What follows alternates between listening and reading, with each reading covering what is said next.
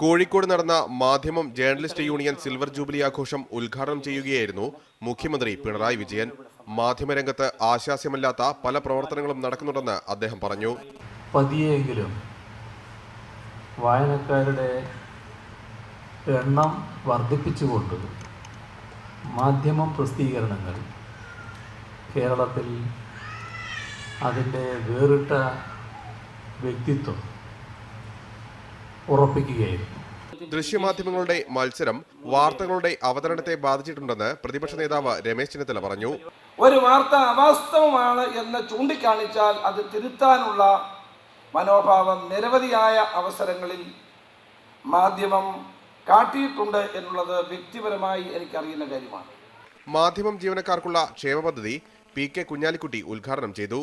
Ideal publication trust മുൻ chairman K A. Siddique Hassan, Madhyamam media one group editor O. Abdurahman, Gulf Madhyamam chief editor V K. Hamza Abbas എന്നിവരെ ചടങ്ങിൽ ആദരിച്ചു. Shifa Al Jazeera medical group chairman K T. Rabiulla, KUWJ president P.A. Abdul Gafoor, Kasim Irikkur, M.K. Muhammad Ali, K.P. Reji, T.M. Hameed തുടങ്ങിയവർ പങ്കെടുത്തു. Media one Kozhikode.